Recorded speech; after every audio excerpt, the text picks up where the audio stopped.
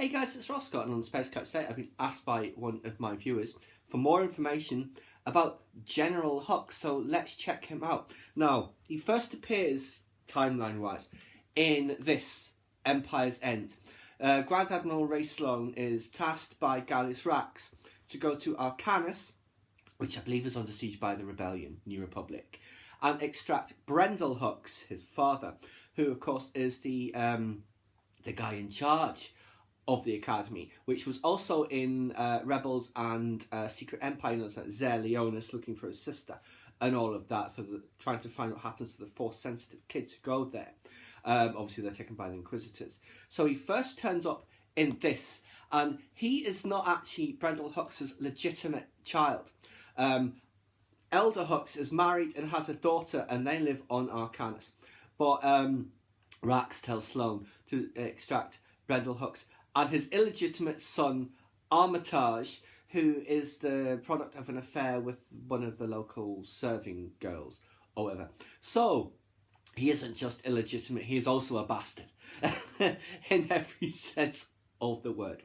And during the voyage of the Imperialis from Jakku to wherever they meet the Star Destroyer, the Super Star Destroyer, excuse me, sorry, that's where he's really first mentioned, particularly pasty-faced youth. He seems to be in charge of all of those crazy kids who are the basis of the First Order Stormtrooper training program, because obviously it's Elder Hux and Younger Hux comes up with all of those training methods. So there's that scene in there where Brendel and Ray Sloane, basically, I forget exactly the wording, but it's something along the lines of you protect me from them and I'll protect you from them. It's something like that. I can't remember exactly how it works out, because Ray Sloane has no time for Brendel Hux, really, and I don't suppose she had that much time for Armitage Hux. So I wonder if he helped to get rid of him. Now, in the Phasma novel, he is the one, Armitage, who comes to collect his father at the end once they've traversed across half the planet, and he then forms that alliance with Captain Phasma that is hinted at in the Phasma novel. You know, the Cardinal and all that, how he found out that Younger Hux got Phasma to kill Elder Hux and all of that. And yes, it was Younger Hux who planned the whole thing. So that then brings us to The Force Awakens. Here is the General Hux spread from that. We see him here. There he is in his waistcoat. There he is, you know, today is the last day of the Republic. All remaining systems are bound to the First Order. And all of that. So let's just see. The pallor, his pale face, is because he's been indoors most of the time, and most of the time spent on starships in deep space. Charcoal grey general's uniform. He's standing in his formal parade stance. He has the highly polished officer's buckle, insulated boots, and you can't quite see here, but those traditional flared hip breeches. Now, a young ruthless officer in the First Order, General Hux has complete confidence in his troops' training methods and weaponry. He has grown up celebrating his imperial heritage. His father was a highly placed official in the Imperial Academy of old, and Hux feels it is a matter of destiny that he be given a chance to sit on the throne that rules the galaxy. Hux, I don't remember that, but that's interesting. He wants to be the one on the throne. Hux's experiences in warfare are entirely theoretical. Few would question the thoroughness or complexity of his simulations, but Kylo Ren in particular has little respect for Hux as a warrior. A tense competition exists between Kylo Ren and Hux as both vie for the attention and approval of the First Order's mysterious commander, Supreme Leader Snoke.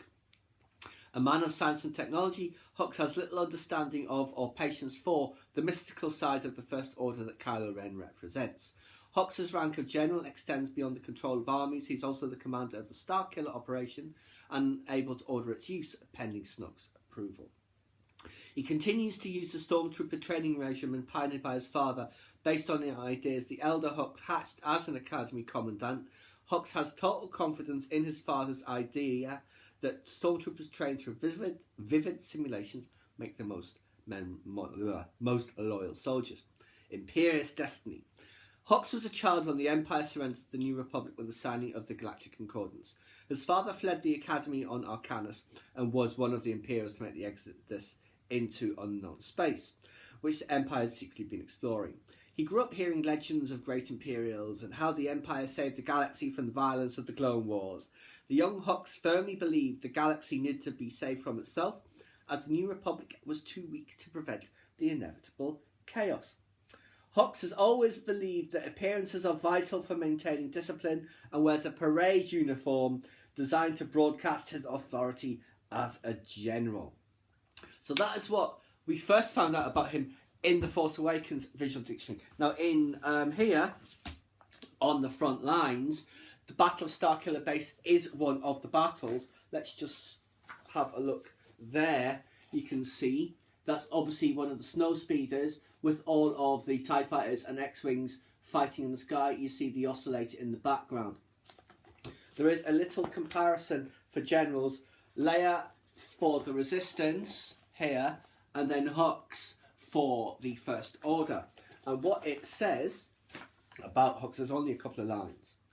Hux lived his entire life within the First Order, rising to command its military forces based largely on nepotism and his tactical scores in warfare simulations. He had no actual battle experience. But he is the one who orders all the TIE fighters and stuff into action when they're approaching Starkiller Base. So tactically he does know what to do. He's just not a very good commander. And we did see in The Force Awakens he is quite a tyrannical, Hitler-like figure, you know, frothing at the mouth when he's giving that speech. Quite scary individual. Very different in The Last Jedi, where he's undercut by his own side, not just by Poe Dameron. For instance, when he's getting up and down with Snoke and then later with Kylo Ren pushed into the wall and all of that. They don't respect him, but they have to have someone at their side who's desperately craving their attention and favour. Then obviously we have The Last Jedi spread for General Hux and with some of the officers, which you have, of course, already had a look at. Now, where he's going in episode 9, I assume he's going to die. I assume all of that lot are going to die, possible exception of Kylo Ren, but given Last Jedi, highly unlikely he's going to be redeemed now. He's going to have to be killed. He killed his way to the top, and once you're at the top of the greasy pole, there's always all the others beneath you wanting your position. So I expect he will get killed. Whether or not it's going to be in some giant explosion of his spaceship blowing up, who knows? But yes, I don't see him lasting beyond episode 9. But that's just a look at General Hux from various canonical sources. The 2 visual dictionaries, Empire Z, obviously there's Phasma novel, he's briefly in that as well. And in the Phasma comic, he is in there at the end to welcome Phasma back and pleased with her loyalty to the First Order, if only he knew. But yes, that is just a look for now at General Hux, his origins and his evolution. It'll be interesting to see where it goes for that character. Please subscribe to my channel if you enjoyed this content.